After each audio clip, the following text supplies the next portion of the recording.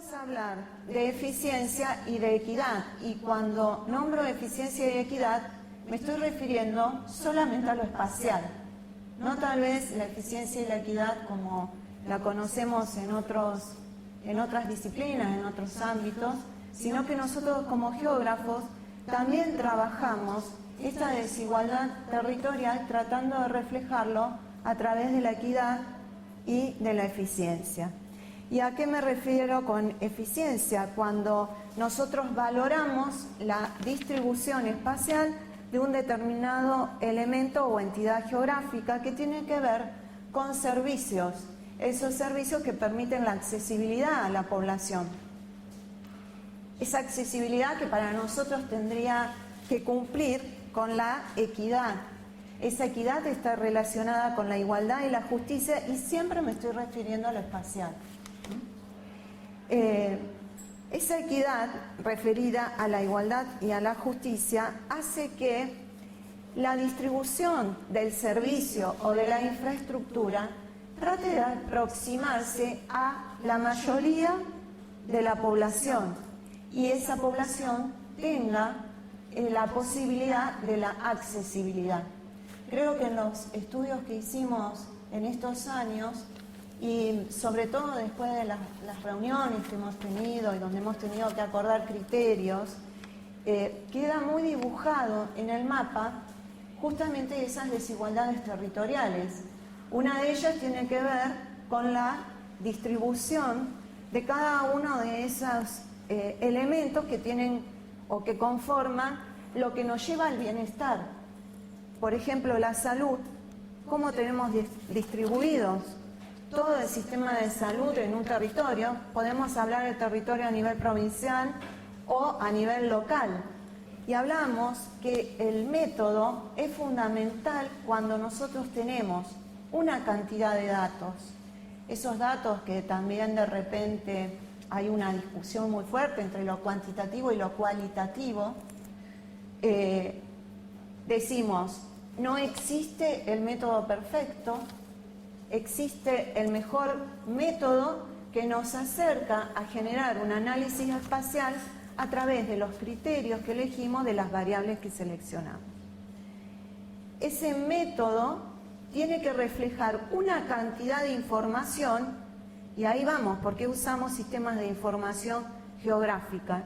Sistema de información es lo mismo que usan, no sé si acá hay informáticos, pero es lo que usan los informáticos, con esto que Maru trató de explicar, el tema del Excel y la tablita, con las filas y las columnas, que para nosotros son atributos con entidades geográficas. Entonces, ese dato que nosotros estamos volcando, lo vamos a trasladar al mapa a través de la ubicación espacial. Son los geodatos que trabajamos para poder mostrar algún tipo de resultado a partir de un análisis. Pero bien, si yo no explico cuando presento el mapa cuál fue el método que apliqué a esos datos, con la misma información puedo estar mostrando datos que sean beneficiosos para un grupo político o para el adversario dentro de esos grupos políticos. Y siempre estoy manejando los mismos datos. Lo que quiero un poco resumir es, tengamos cuidado con la construcción de los mapas. El mapa resume información, y el problema más grande está en la interpretación de ese mapa. Si nosotros no somos claros y acompañamos el mapa con, aunque sea un pequeño informe, que a mí me diga, bueno, se utilizaron tales variables, tales criterios, fundamentamos por qué elegimos los criterios, con quiénes los trabajamos, con qué equipos, con qué grupos y qué método aplicamos, podemos estar transmitiendo un mensaje equivocado, o bien quien lo está leyendo está haciendo una interpretación errónea. Entonces tenemos que ser muy cuidadosos en la construcción, pero también desde nuestro lugar tratar de hacer entender a quienes toman decisiones que el dato debe ser público, debe ser confiable, debe estar bien integrado, debe estar actualizado y debe ser accesible no solamente a quienes toman las decisiones, sino a todos, a toda la sociedad en su conjunto. Para eso podemos hablar de que dentro de nuestras políticas de Estado existe lo que se denomina infraestructura de datos espaciales de la República Argentina. Bien, esa infraestructura de datos espaciales obviamente tiene que ver con la reunión de los organismos que presentan su información estandarizada con el metadato cargado y en las diferentes reuniones cuáles son los problemas que se aducen. Que los distintos organismos públicos no quieren ceder la información. Lo que no se entiende es que para conformar una infraestructura de datos espaciales no se debe ceder la información. Cada organismo es dueño de su información. Simplemente lo que tienen que hacer es publicarla. Y la publicación se hace a través, como hicieron los chicos con Cirice, una página web. Esa página web que nos permite acceder a un mapa, y ese mapa que nos permite, bueno, ahora desde lo técnico, descargar información que nosotros denominamos WMS o WFS si queremos solamente visualizarlo. Pero nosotros como usuario, cualquiera en su casa puede tocar el link y acceder a la información, ya sea para la construcción de su mapa o ya sea simplemente para visualizarlo. Nosotros participamos de Lidera desde el año 2015 y los avances se van dando, pero de manera muy lenta, porque creo que todavía no entendemos desde las políticas públicas y desde la participación del Estado que el dato nos pertenece a todos. Nosotros podemos también desde nuestro lugar generar proyectos que tengan que ver con políticas públicas si tenemos el acceso a la información geográfica o al geodato, que nos permita ver esto, la localización de las escuelas, cruzarlo con el recorrido de los transportes públicos, cruzar con las vías de comunicación, ver dentro de esas vías de comunicación qué lugares son inaccesibles por el tipo de característica, ver cómo se distribuye la salud dentro de nuestro país y cuáles son las variables más importantes que vamos a analizar dentro de esos elementos o entidades geográficas. Hay una cuestión que me parece que las presentaciones de la tarde anteriores nos llevan directo a eso, y es que cada vez más, algo que es colonial va a seguir estando, que es la lucha por la tierra. Estamos viviendo cada vez más en el siglo XXI en la lucha por la tierra y las consecuencias de quién gana y quién pierde en la lucha por la tierra. Y como en el siglo XVI, que empezó algo que todavía estamos viviendo, que es el movimiento del campo a la ciudad, esa lucha por la tierra está teniendo las consecuencias de un constante movimiento del campo a la ciudad. Esta expansión permanente que mostraban, que uno ve del espacio urbano, incluso en Argentina, es algo interesante que puede quedar para otros futuros proyectos, que es la comparación entre las grandes ciudades y las pequeñas ciudades. Si bien los grandes aglomerados como Buenos Aires, Córdoba y Rosario, por supuesto que han crecido en los últimos 20, 30 años, hay algo que está pasando y es que las ciudades medias están creciendo muchísimo también e incluso diría más en proporción. Sí.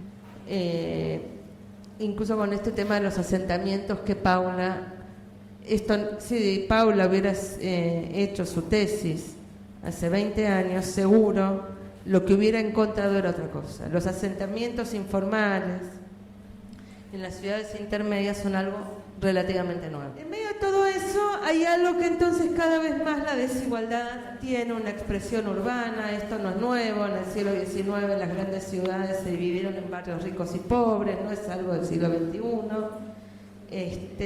pero cada vez más se está expresando matices, formas, etcétera, que no podemos ya más hablar de la desigualdad si esa desigualdad no la ponemos en el espacio urbano, en el espacio.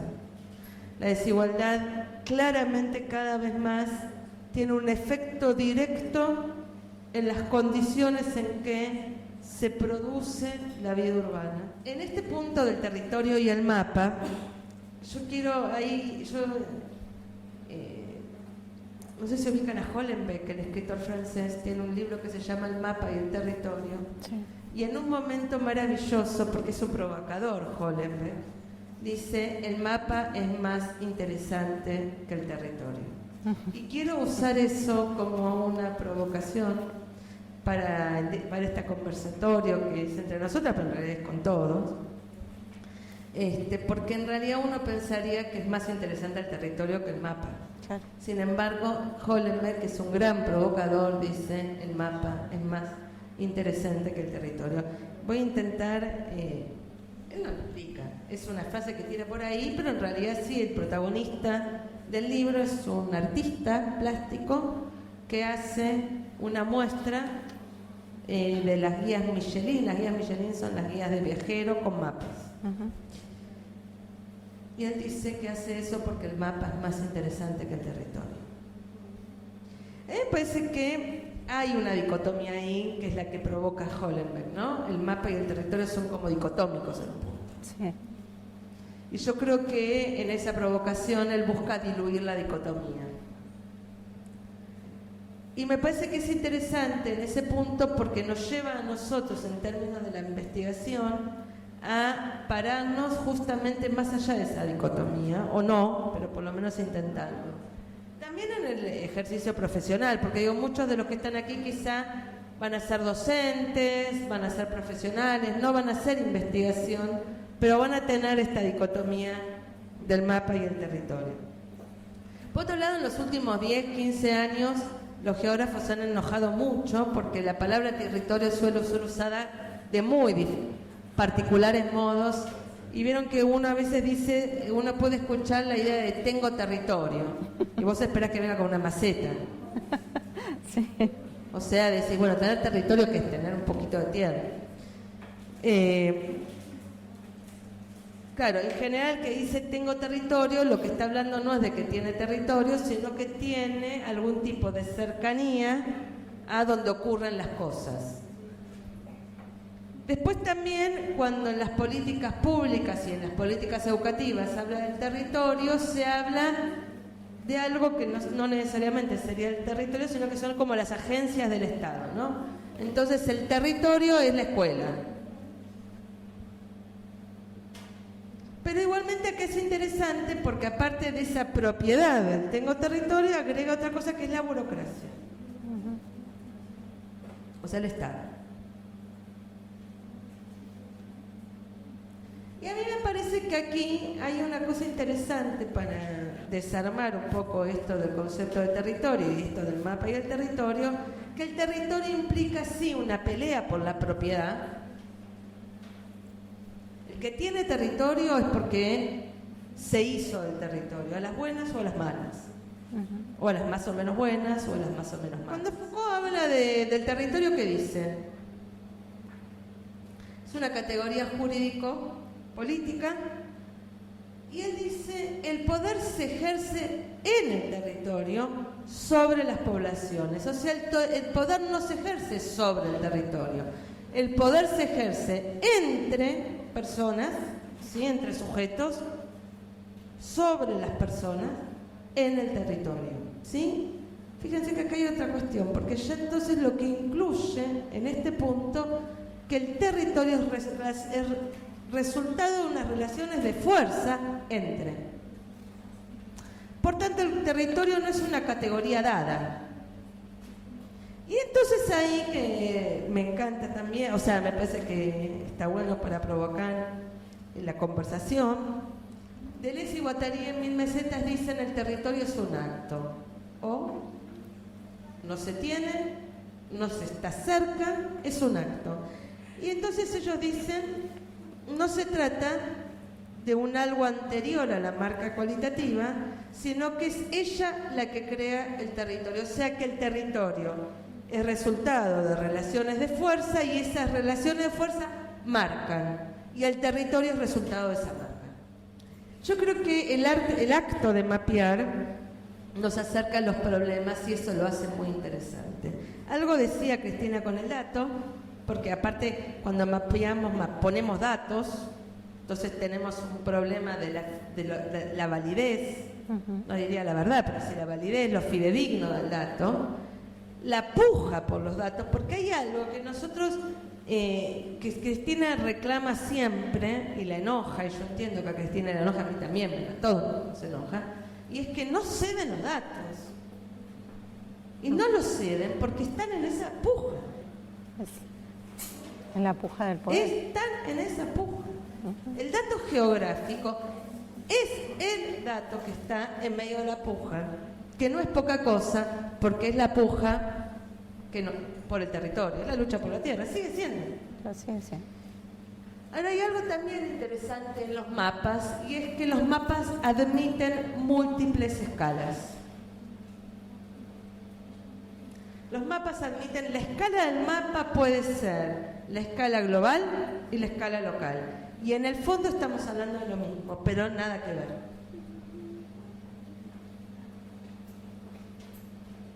Hay otro geógrafo que me parece fantástico, que se llama Drift, que es un inglés, que dice, un mapa no representa nada, sino que produce sentido sobre un fenómeno social.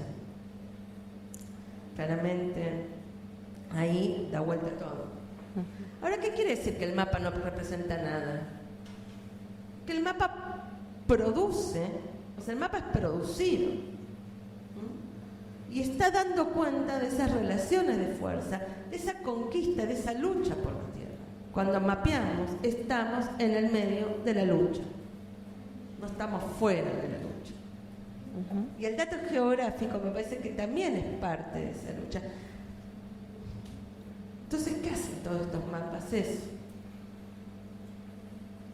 Intentamos a través de estos pequeños mapas dar cuenta de las relaciones de fuerza. Espero que un poco sí. Entonces, ahí ya el mapa no trata de contrastar el mapa con la realidad. Porque si el mapa produce sentido, el mapa produce parte de esa realidad.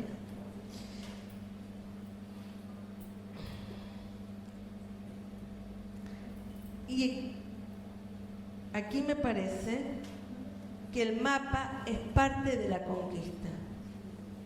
La gran pelea por barrio, asentamiento, que también uno la escucha en otros asentamientos, el borde, lo que le preocupa tanto al Promeva, y les voy a decir que eso lo he visto, una de las primeras cuestiones que preocupa cuando se ocupa un territorio es el borde. ¿Dónde va a terminar esta cuestión? Pues nos van a ocupar el borde, y ese asentamiento de borde, lo que están también es midiendo, ¿no?, esa relación de fuerza, esa lucha, esa conquista del territorio. Yo creo que ahí, en ese punto, tenemos mucho para conversar y dialogar. Porque hay algo en el mapa, los mapas hablan de la voluntad de control, claramente, dan cuenta de la voluntad de control. Y para volver a retomar de nuevo, dicen, Deleuze y Guattari dicen, el mapa es conectable en todas sus dimensiones, desmontable, alterable, susceptible de recibir constantemente modificaciones. Yo creo que si nosotros en estos ejercicios conseguimos un poco dar cuenta de esto, ahí nos estamos metiendo no solo a dar cuenta de la desigualdad, sino de las luchas. Porque la desigualdad en sí es una categoría estática. Pero lo que da cuenta la multiescala del mapa son las luchas, porque la gente, y ahí nuevamente retomo a Paula, pero podría que hoy lo refirió, en realidad la lucha, digamos, la desigualdad en sí es una categoría estática, decía, pero lo que hay en los sujetos, en esa otra escala, del puntito, son las luchas cotidianas que Eduardo, por ejemplo, trabaja en ese eje, las luchas de los sujetos, y ya la desigualdad ahí deja de ser una categoría estática y pasa a ser justamente relaciones de fuerza. Bueno, digamos, el señalamiento que quiero hacer es ¿no? Que me parece importante esto que referenciás, de pensar a los territorios no como estáticos, sino como proceso, con dinamismo, y esas categorías que enunciaste en referencia a Deleuze y Guattari, bueno, yo las enuncio también, esto de pensar a los territorios en construcción, o la territorialización, la desterritorialización del territorio. Hay otros autores que la trabajan también, como Ricard, Christophe Baradel, pero dan cuenta de esto, de que el territorio es un proceso de construcción, en pugna, con intereses, con actores que tienen intereses sobre el territorio, que bueno, tal vez el desafío de la cartografía, un poco escuchándote a vos también, Cristina, es cómo plasmar ese territorio, esas luchas, proceso en construcción, en un mapa, en un plano, ¿no? Porque vos bien dijiste en tu exposición anterior que la cartografía da cuenta de un territorio, de unas fotografías del territorio, ¿no? Tal cual. Implica un proceso de elaboración, implica esto de cómo obtenemos la información para construir ese mapa o ese plano, pero bueno, cómo poder generar cartografía que dé cuenta del territorio entendido y pensado como lo que estuvimos acá, Silvia estuvo planteando. Es lo más complejo, es el desafío más grande y es una de las discusiones más profundas que tenemos, sobre todo, y me incluyo, quienes caminamos el territorio y nos damos cuenta de esto que vos bien planteás, ese dinamismo que está acá puesto en la mesa, que es lo que hace rico al territorio, porque es lo que nos permite ver la lucha de ese territorio, el proceso. Es muy difícil tratar de mantenerlo a través de algo que sea dinámico. Por eso nosotros insistimos en una herramienta que tal vez puede darnos o acercarnos a esto del dinamismo, que son las tecnologías en donde nosotros podemos volcar el dato y generarlo con una cierta actualización, un dinamismo, con una política, con una estandarización, pero darle esta impronta del proceso que se va generando en el territorio, que por este tema de las luchas es lo que no se quiere hacer, no se quiere mostrar. O sea, nosotros obtenemos el dato, salimos, caminamos al territorio, sabemos que en un tiempo tal vez corto o largo eso se modifica, y si nosotros no volvemos a hacer el mismo proceso, el mapa va a quedar solamente como un documento que se va a convertir en poco o largo tiempo en histórico. Nos va a ayudar para hacer distintos estudios, pero no nos va a ayudar para tratar de proyectar lo que se está dando en el territorio de manera dinámica. Es sumamente interesante la exposición de ambas, sobre todo esto de la guerra por el dato, ¿no? También el tema de el mapa, no sé si más importante que el territorio, pero sí el mapa como creador de configuración de sentido, verdad y saber, digamos, ¿no? Y en este sentido es una pregunta y también una reflexión, porque se habla mucho de quienes no entregan los datos, ¿no? O sea, quería preguntarles, capaz me lo perdí, estaba en otra en ese momento, acerca de quiénes son estos que no entregan los datos. Pues si es un organismo público, hay una ley, que es la Ley de Acceso a la Información Pública, que exige, salvo que sean datos geoestratégicos, digamos, a entregar todo ese tipo de información. Y si es un privado, bueno, en ese caso, empezar a pensar qué es lo que se puede hacer con los privados, ¿no? Porque con esto, respecto a el mapa creador de configuración de sentido, yo pensaba, creo que el mapa hoy día más utilizado a nivel mundial ya es Google Maps, ¿no? Que Google no solo, digamos, mandó el auto para hacer estudios, sino que recolectó una cantidad de datos personales, de caras, etcétera. Pero sin embargo, cuando uno entra a Google Maps, lo que ve replicado es el mapa, creo que es el de Mercator, ¿no? O sea, este mapa que está tan distorsionado. Entonces, pensar en este sentido. Los datos pueden servir en esta lucha para decir, che, este mapa es falso. También pueden servir para decir, reunimos datos y este mapa es verdadero, cuando en realidad después podemos ver aclarar ciencia cierta que no lo es. Entonces, digamos, el dato también es un elemento de poder fuertemente, ¿no? O sea, sería como dos cuestiones. Por un un lado, si es público o privado, si es público, ¿por qué no lo hacen? Si es privado, ¿cómo hacemos para que lo hagan? Y por otro lado, también, como este pequeño aporte, digamos, no solo con ustedes, sino con todos, respecto a que el dato puede servir para desmentir o para también certificar. Claro. ¿no? Exacto, claro, cual.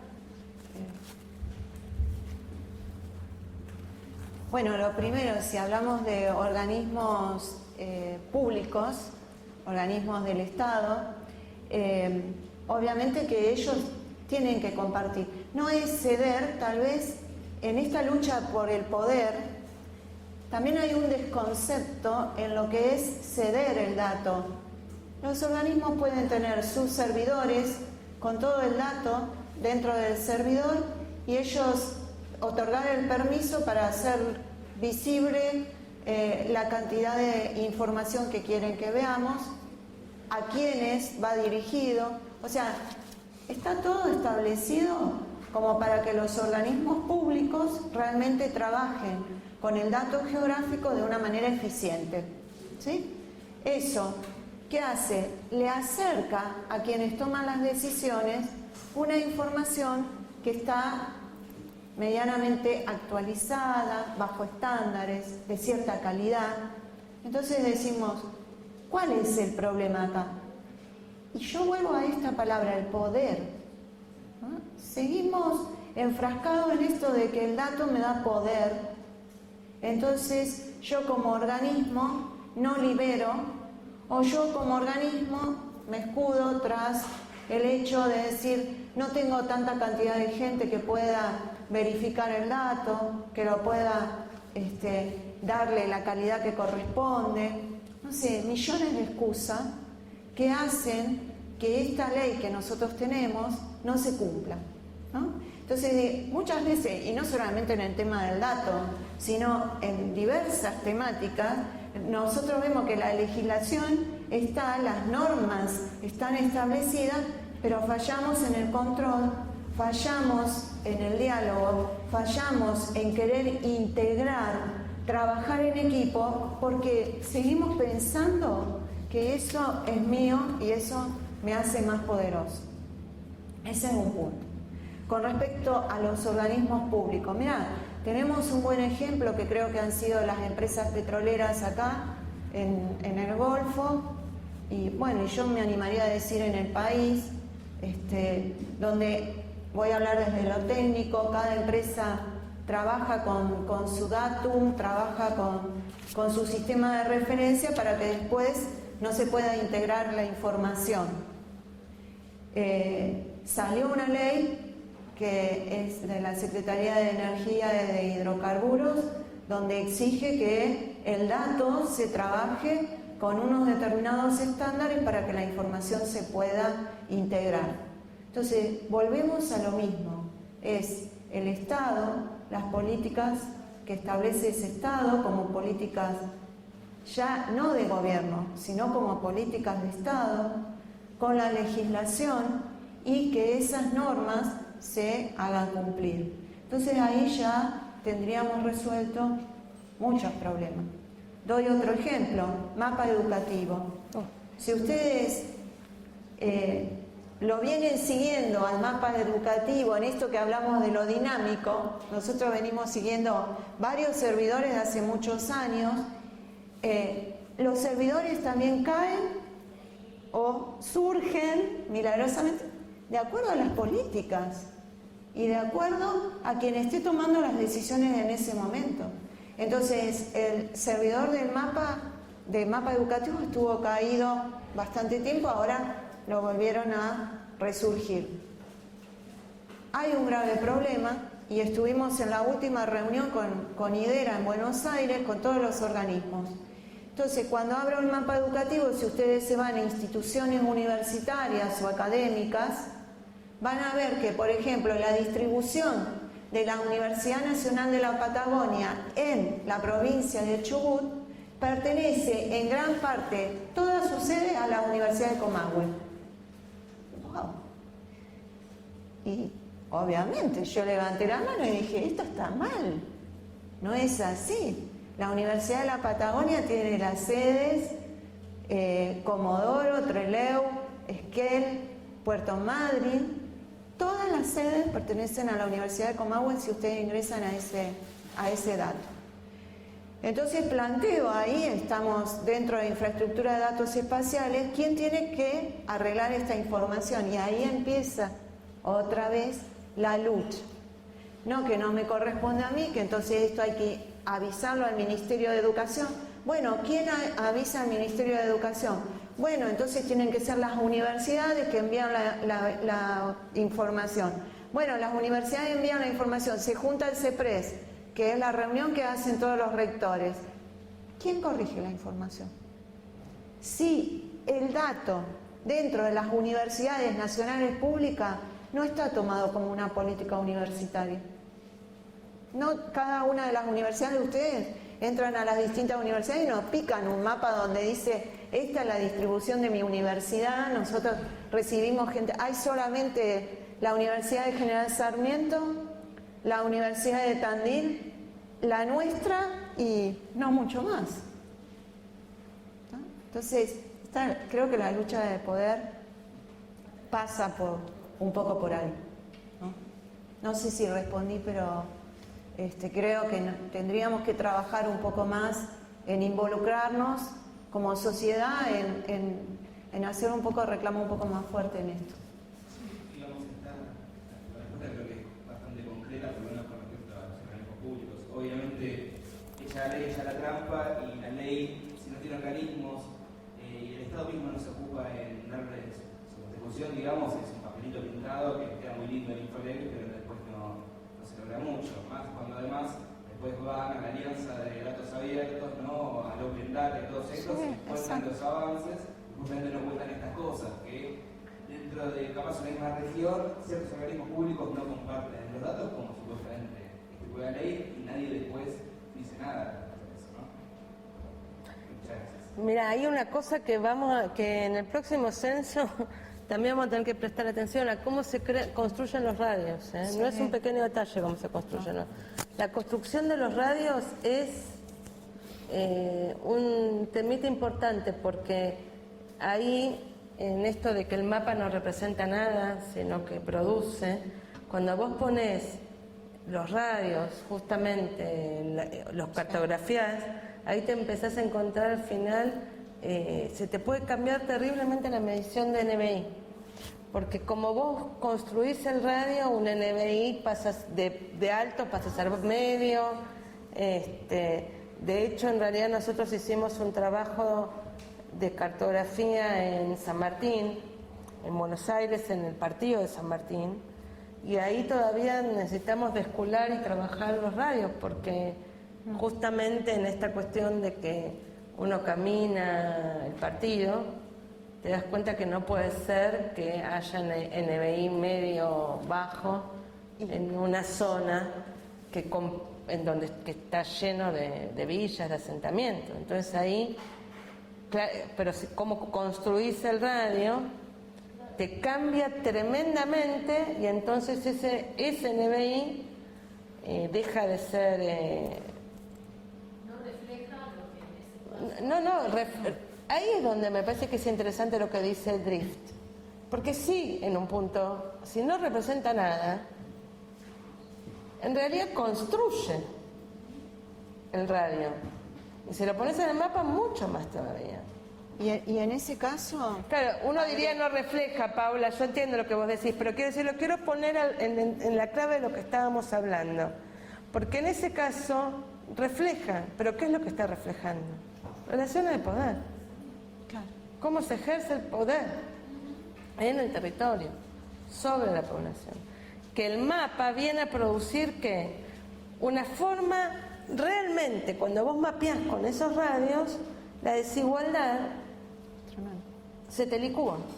Claro, y después la toma de decisiones es en función de esa cartografía. Ah, claro, por supuesto. Y agrego algo más. La toma de decisiones, cuando se deciden cuestiones que tienen que ver con la unidad espacial, con la unidad espacial barrio, quienes toman decisiones, tanto sea con respecto a la salud o con respecto a la educación o con respecto a algún tipo de infraestructura o desarrollo que quieran hacer, pero siempre preguntan, ¿cuánta gente hay en el barrio?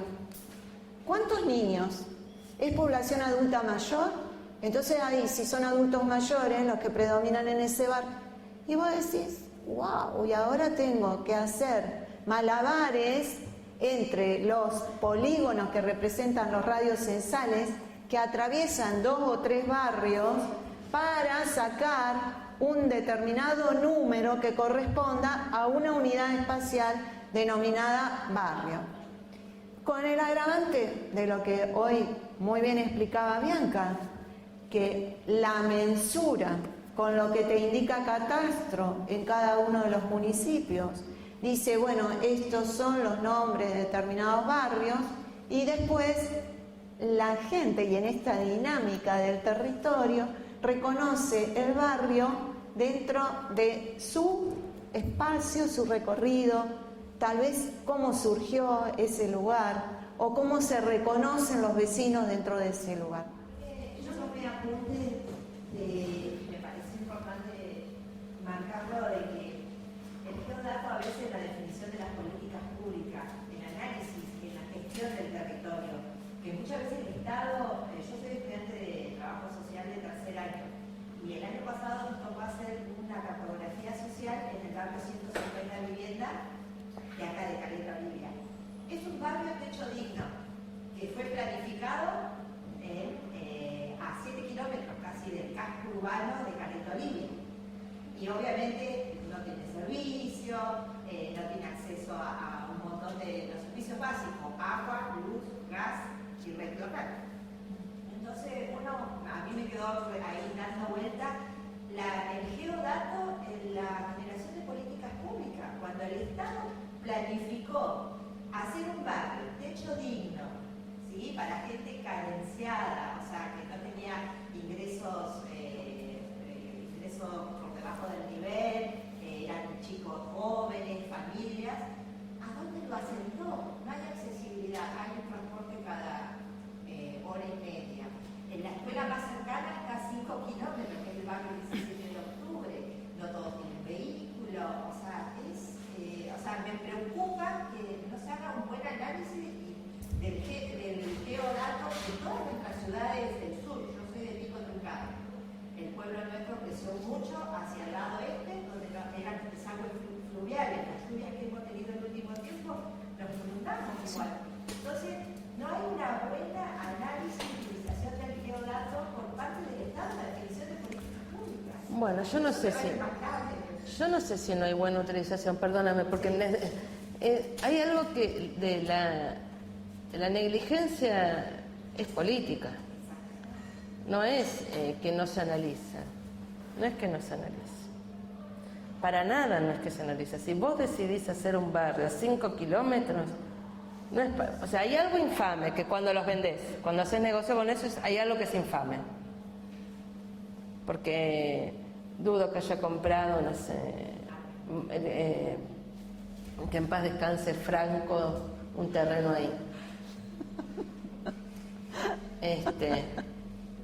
O sea, los que habrán comprado en ese barrio habrá sido gente que no me las imagino multimillonarias.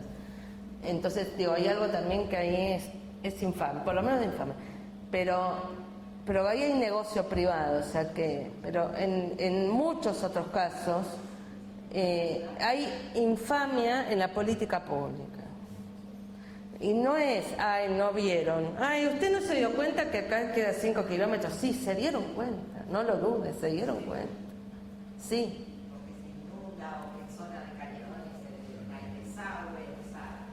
Sí, se dieron cuenta. La ocupación de la ocupación de las tierras en los terrenos bajos es casi como de libro. Ya a esta altura te digo, es de libro. Cerca de basurales y de terrenos bajos es de libro. No, casi que cierro los ojos, decime dónde hay, uno podría decir, bueno, a ver, cerremos los ojos. ¿Dónde hay un terreno bajo con un basural cerca, se inunda, la próxima ocupación probablemente va a ser por ahí? Pero cuando ya vos ponés la política pública, ahí hay otra cuestión. Sabían, y es otro tipo de infamia, ¿no?